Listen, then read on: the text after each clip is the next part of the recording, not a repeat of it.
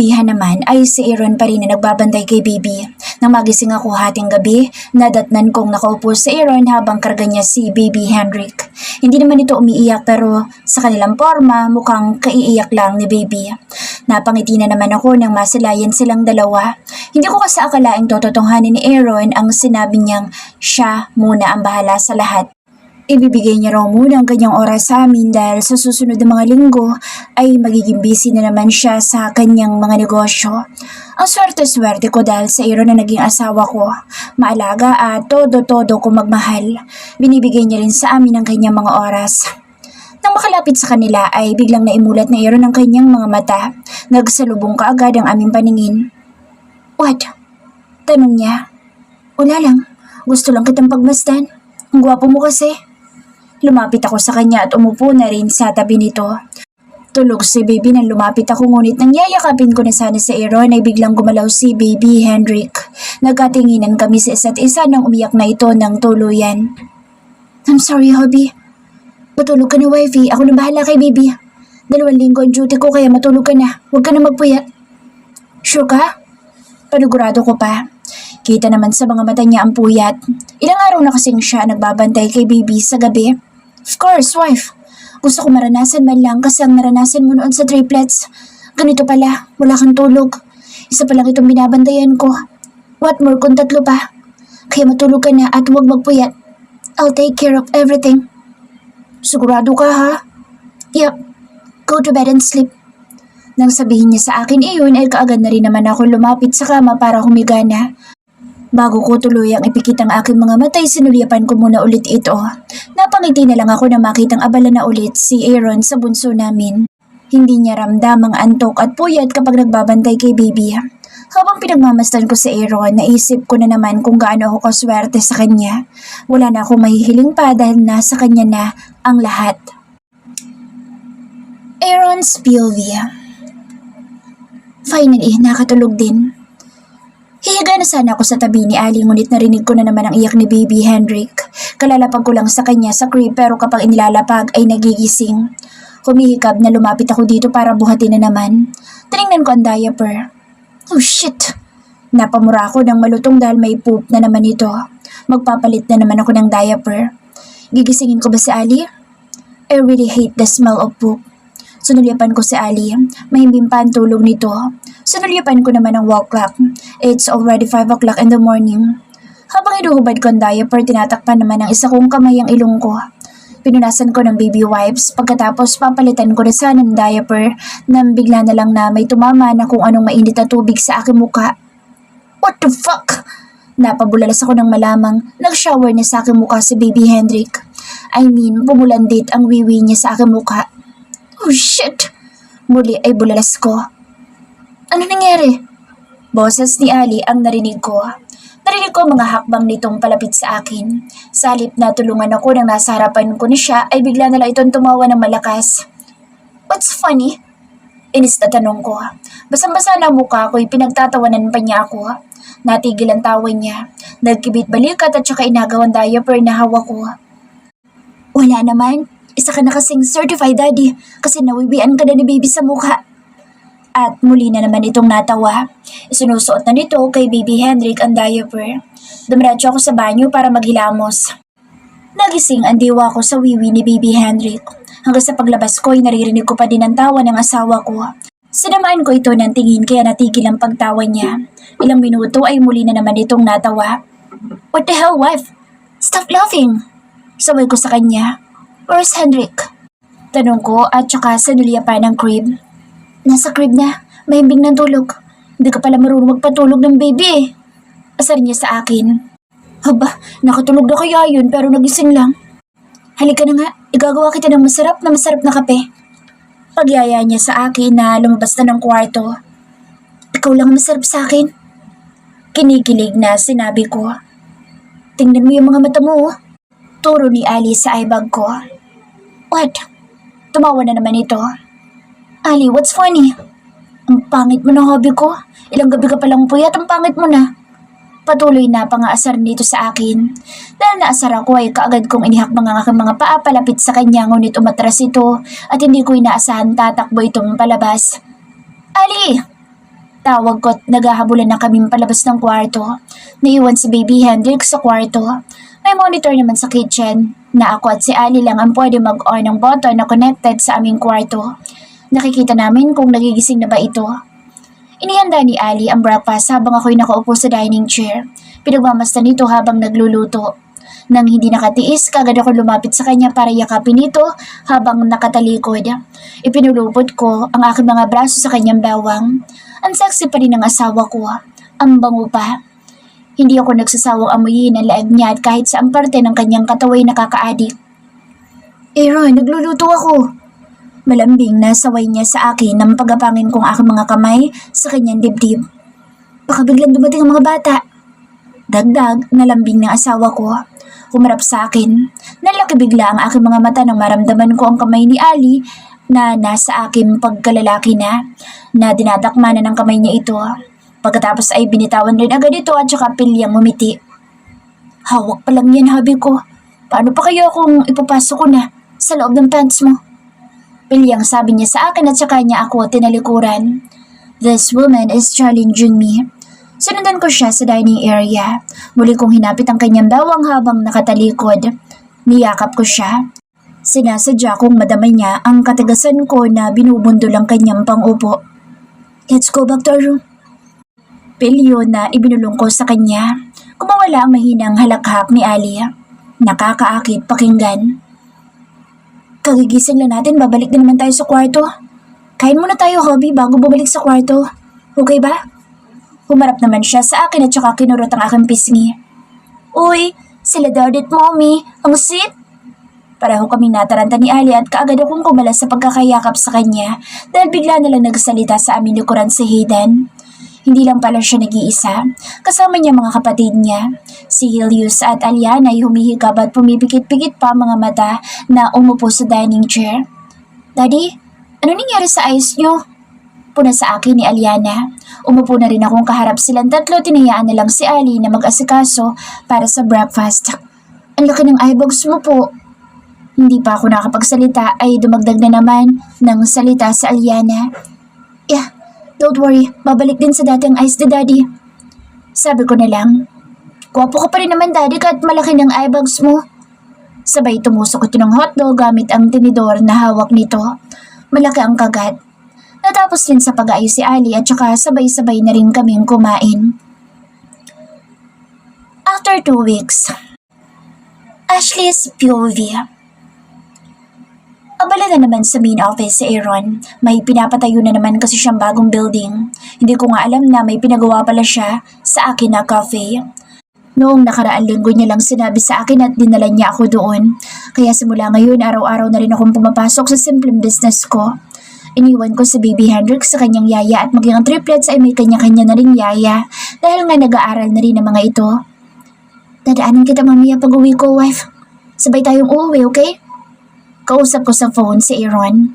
Oras-oras niya yata akong tinatawagan. Simula ng araw-araw na rin akong pumapasok sa cafe ay araw-araw niya ring sinasabi sa akin. Hindi ko naman daw kailangan pumasok araw-araw.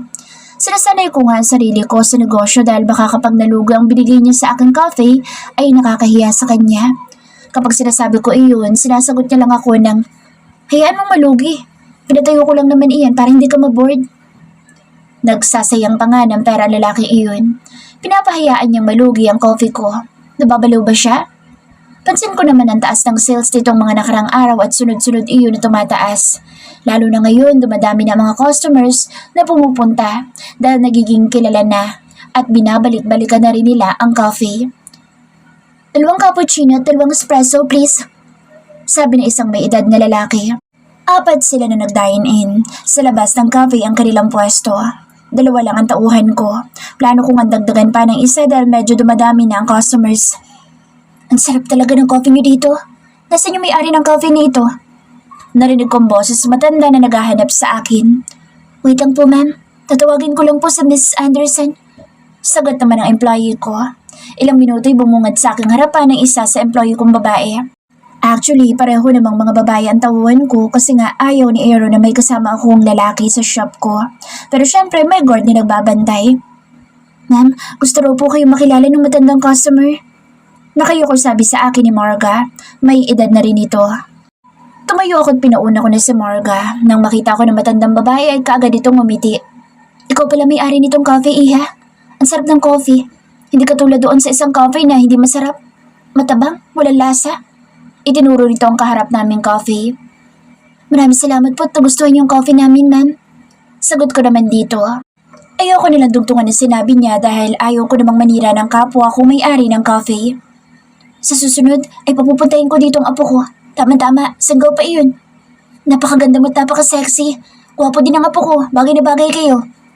Nakangiting sabi nito. Ngiting asong ibinigay ko. Isasabong pa yata ako sa apo niya. Married na po ako, ma'am. Ngumiti ako dito sabay itinaas ang aking kamay para ipakita ang wedding ring. Ay, ganun ba? Kala ko naman kasi single ka. Di naman kasalata. O siya, sige. Papupuntahin ko na lang dito ang apo ko para matikman niya itong coffee niyo. Doon kasi yun palagi pumupunta sa matabang. Walang lasa na coffee dyan sa harap niyo. Sige po, ma'am. Wala pong problema. Sana po'y magustuhan niya rin na katulad ninyo. Nakangiti ko pa rin na sagot dito. Dahil matagal-tagal rin kami nag-usap ay binigyan ko ito ng cupcake na giveaway. Kapag nakarami ng order ay may pag-giveaway naman akong cupcake. Mag-aalas 6 na at magsasarado na sana kami dahil nga maya-maya nandito na si Aaron. Maagang uuwi iyon kaya maaga rin ako magsasarado. Usually, alas 9 talaga kami nagsasarado pero ngayon alas 7. Close na ba? Tanong na isa lalaking nakasuit. Matangkad, maputi at gwapo rin naman. Yes sir, maaga po kami magsasarado. Sagot ni Marga. Nasa counter lang ako at pasimpleng tinitingnan ang lalaki. I came here cause my grandma said coffee here was good. I hope you can give me at least a moment. At least I can taste what my grandma brags about.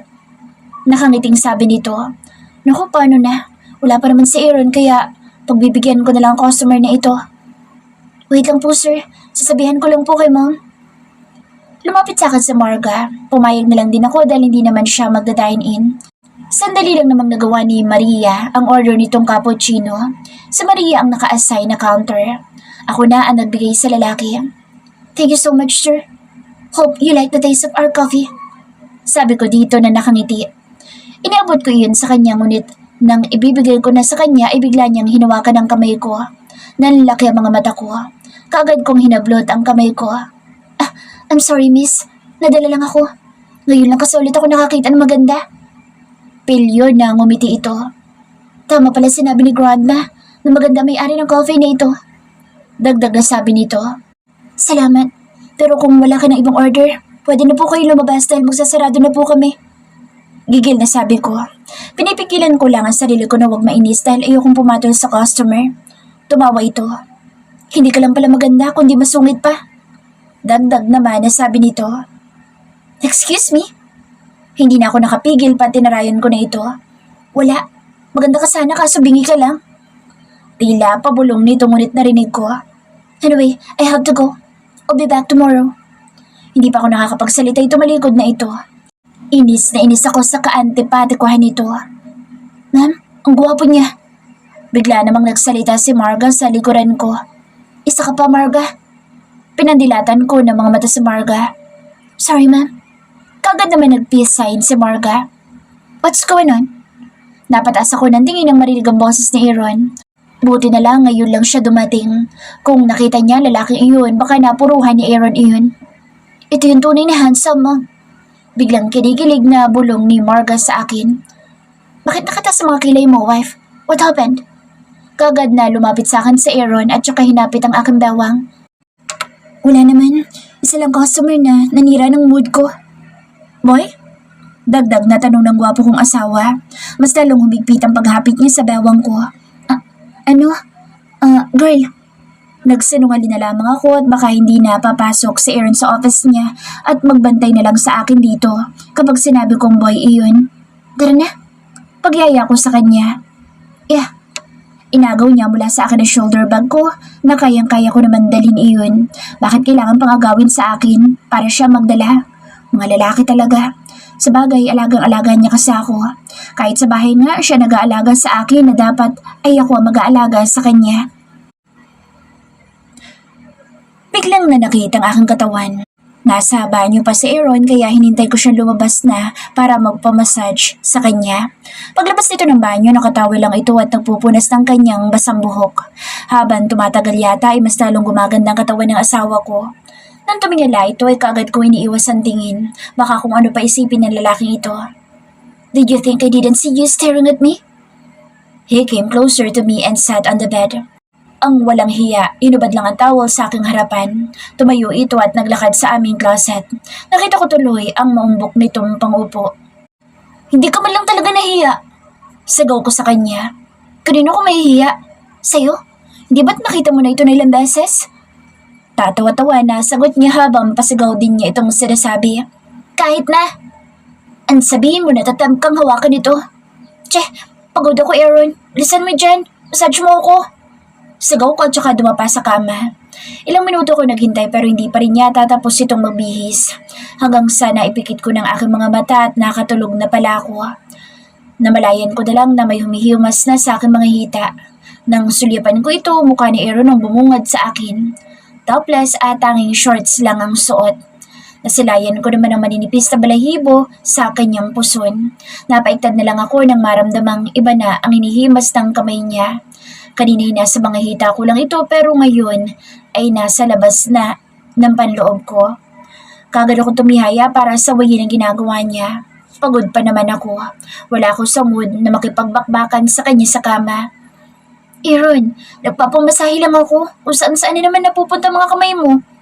Saway ko sa kanya. Ngumisi naman ito. I love to massage here, right here, inside your panties. Pilyo itong napangiti. Hindi na lang ngayon sa labas ang palad niya kundi unti-unti na nitong hinahawi ang gilid noon. Sisiguraduhin kong hindi mo matatanggihan ito, wife. So, huwag mo na subukan pa na umangal sa gusto ko. Hindi mo rin naman matatanggihan ang bawat haplos ko. Aminin mo. Nakagat ko na lang ang aking labi dahil sa sinabi niya. Sino pa ba makatatanggi kung nasa ilalim na ng panty ko mga kamay niya? Nanggigigil ang bawat paglapat ng labi ni Aaron. May kagat pang kasama sa lower lip ko. Aaron! Kaagad na saway ko sa kanya. I'm sorry, wife. Ilang buwan akong tigang kaya gigil na gigil ako sa'yo. Sambit niya habang pinapaliguan ng halik ang aking muka. Bumaba sa aking leeg at bumaba pa ng bumaba ang halik niya. Namiss ko ang mga haplos niya, ang pagpapaligo niya ng halik sa buong kong katawan. Lahat namiss ko, kaya hindi ko na nagawa pang umangal pa. Kinaumagahan, nagising ako mag-isa sa kama. Wala na si Aaron sa tabi ko. Alam kong hindi niya na ako ginising dahil ayaw niyang mastorbo ang tulog ko. Lalo na't pinagod niya ako kagabi ng husto. Ngayon niya lang ako hindi maihahatid sa shop. Dumiretso ako sa banyo para maligo. Maaga akong aalis ng bahay. Wala din naman ang mga bata dito sa bahay. Nasa school na. 8:00 na ako nagising kaya paniguradong wala na ang tatlo. Ganito lang kasi palagi ang routine namin sa umaga. Tuwing Sabado at Linggo ko lang nakikita ang triplets. Si Hendrik naman sa mga oras na ito ay pinapaarawan sa swimming pool area nang nagbabantay sa kanya. Pagkatapos ko mag-ayos, tinaanan ko sa baby Hendrik. Nasa silid na ito at pinapatulog na. Aalis na sa movie. Paalam ko dito at saka hinalikan ng kanyang matabang pisngi. Nagpaalam na rin ako sa kanila at saka lumabas. Naghihintay na ang personal driver ko nang lumabas ako. Pagdating sa shop, marami na ang customer. Halos mapuno ang pwesto namin sa labas at ilang table na lang ang available sa loob. Hindi pa ako nakakaupo nang tumunog ang aking phone. Si Aaron tumatawag. Hello wife, nasa shop ka na ba? Tanong nito, mukhang maganda ang mood ng husband ko. Kararating ko lang, bakit? Pwede ka bang pumunta dito? Kararating ko lang tapos papuntahin mo na naman ako dyan. Angal ko. Gusto ko ng coffee latte. Gusto ko rin na ikaw magdadala niyan dito. Hindi mo ko utusan ha? Biro ko sa kanya. Yup, cause you are my wife. The gorgeous wife. Pambabola nito. Sa tingin mo ba mapagbibigyan kita dahil dyan sa sinabi mo? Napanguso ako. Kailan ka ba nakatanggi sa akin? Walang iya ako talaga. Sige na nga, ako na magdadala dyan. Nabola mo na naman ako. Wala din naman ako nagawa kundi ang pumunta sa office niya. Narinig kong tumawa siya sa kabilang linya. I'll give you 10 minutes, wife. What? Nanlaki ang mga mata ko sa ibinigay niyang minute sa akin. Patuloy itong natawa sa kabilang linya. Bye, wife. I'll wait for you in 10 minutes. Don't be late. Magsasalita pa sana ako ngunit ibinabana nito ang tawag niya. Ay, sininghalan ko na lang ang sarili kong phone. Papasok na ako sa building. Dala ko na ang request ni Aaron na coffee latte. Mabuti na lamang at ilang minuto lang para makarating sa main office niya. Binigyan niya ako ng 10 minutes pero 20 minutes na ang nakalipas after niyan tumawag. Ako na daw maghahatid sa kanya dahil namimiss niya na raw ako. Bolero talaga ang hudas na ito. Kagabi lang ilang beses niya akong inangkin tapos namiss niya na kagad ako. If I know, gusto lang nitong miss-score. Napangiti na lang ako. Nagmadali akong pumasok sa elevator para makarating kaagad sa office ng asawa ko. Kilala naman na ako ng mga staff dito kaya malaya akong nakakalabas-masok dito sa building. Napalingon ako sa babae naka-uniform na kasabay ko sa elevator. Nginitaan ko ito ngunit tinaasan lang niya ako ng kilay. Hindi niya ako kilala samantalang lahat ay kilala ko rito. Same floor kami ng lalabasan. Saan ang punta mo? Mataray na tanong nito sa akin. Mukha talaga siyang mataray at ngayon ko lang din ito nakita. Kay Mr. Anderson ba? Siya na rin ang sumagot sa tanong niya. Tumango na lamang ako. Ano yan? Nagpatuloy pa rin dito sa pagtataray.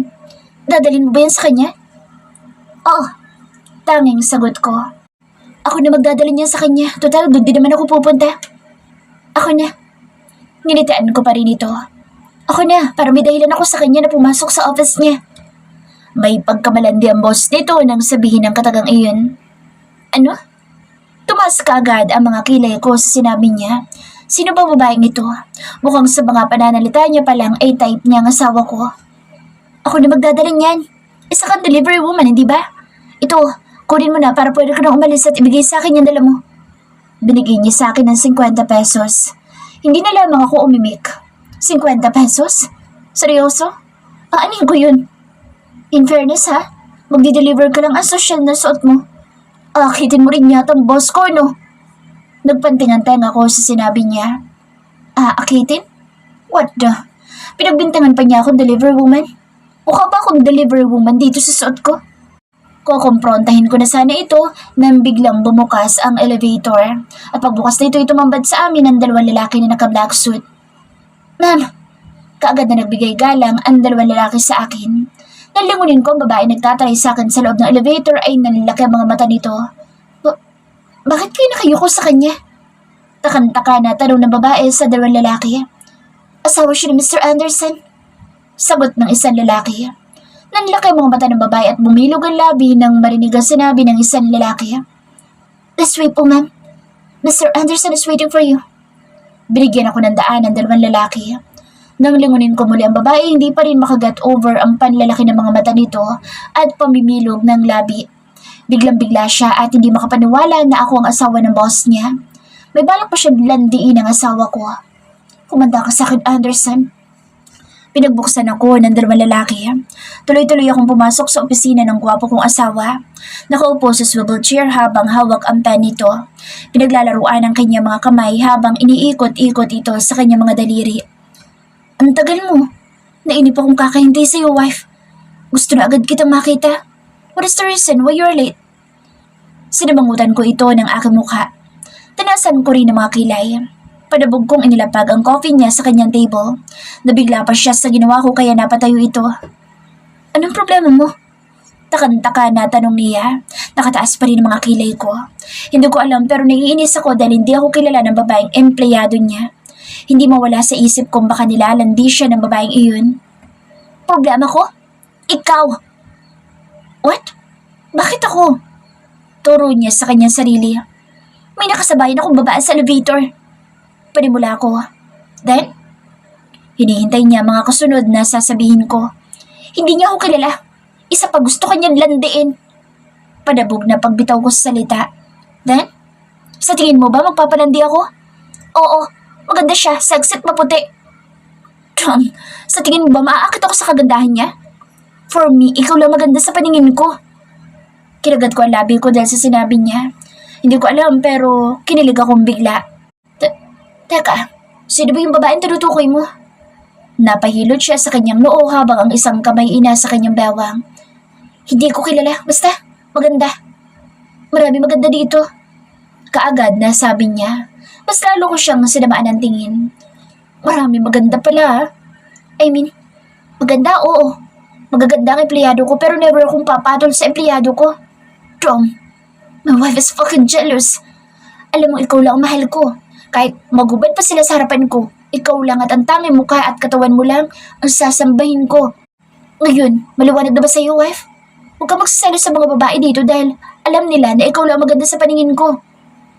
Bigla akong hindi nakaimik sa mahabang sinabi niya. Bakit hindi ako kilala ng babaeng yun? There are many new employees here, Ali. Gusto mo bang ipatawag ko mga bagong empleyado para malaman nila ikaw ang asawa ko? Para manahimik ng isip mo? Hindi na. Okay na. Nainis lang ako sa'yo kasi bakit magagandang kinukuha mo? Dapat yung hindi maganda. Nababaliw na yata ako. Nagsiselos ako. Bakit ba? Bigla siyang natawa. Hindi lang tawang simple pero malakas na tawa. Pinagtatawanan mo ako? Nakapamewang na sabi ko sa kanya. Napailing ito.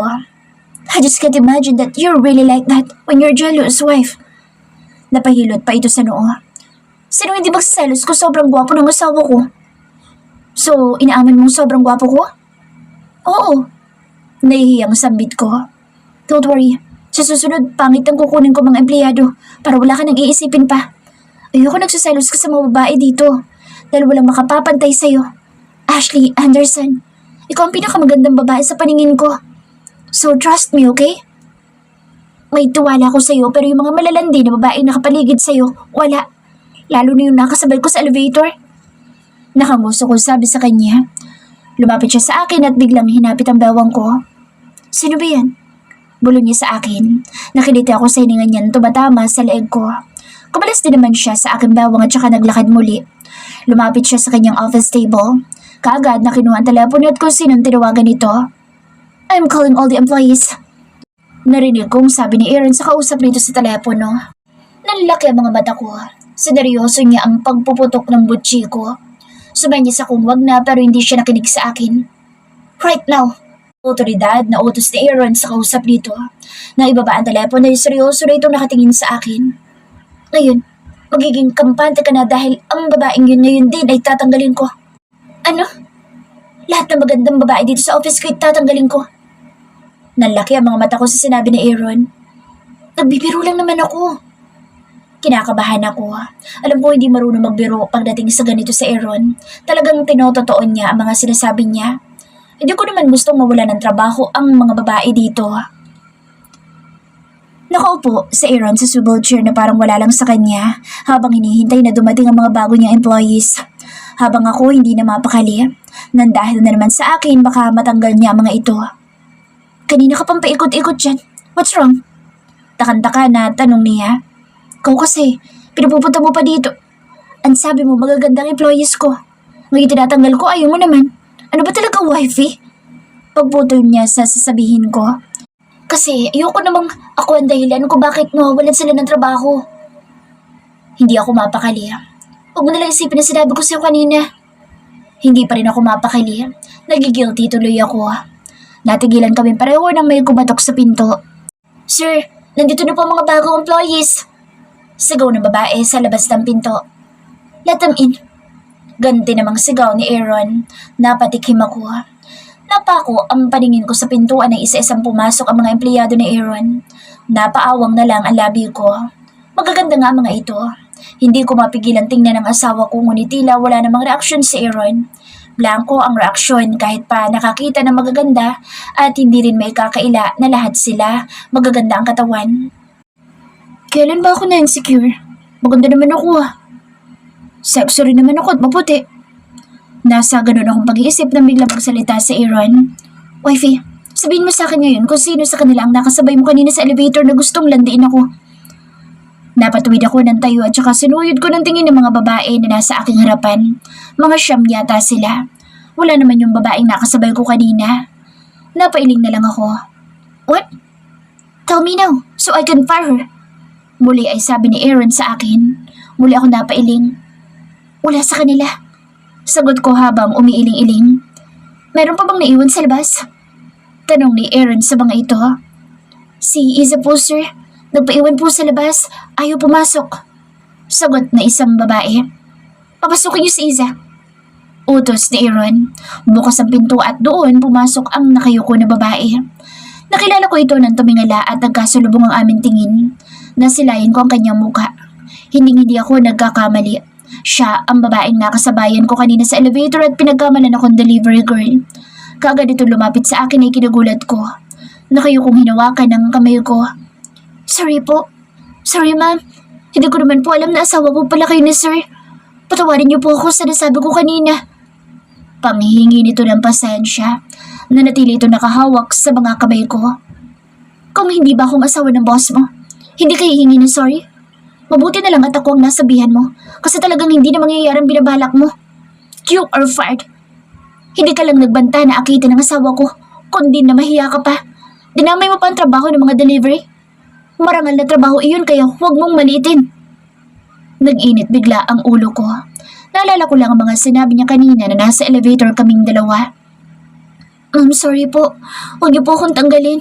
Hindi na po mauulit. Please po, nagbibiro lang po ako kanina. Hindi dapat ginagawang biro ang ganyan, Iza. Get ready and organize your things because you're fired. Sumabat naman sa Aaron. Sir, sorry po. Hindi na po mauulit. Ibig ko pong sabihin, wala po akong intensyon na landiin kayo. You're fired. I don't know why I had an employee like you. Seryosong sabi ni Aaron dito. Nagpupumilit at ilang beses na humingi ng pasensya ang babae ngunit hindi na pinakinggan ni Aaron. Everyone? Biglang announced ni Aaron at napatingin sa kanya mga ito. For those who have not yet met my wife, she is Ashley Miranda Anderson, my wife. The old woman who makes my heart beat fast. Palihim ako napangiti habang kagat ang aking labi dahil sa sinabi ni Aaron. Ay! Lahat sila'y napatili. Ngayong alam niyo na, pinakaayaw ko nagtatampo sa akin ng asawa ko nang wala akong kaalam-alam nang dahil lang sa babaeng gusto lumandi. Habang patuloy na sinasabi yun ni Aaron, ay patuloy rin ang pagkagat ng aking labi. He never failed na pakiligin ako sa simpleng salita niya lang. Sobra-sobra na ang kilig na nararamdaman ko.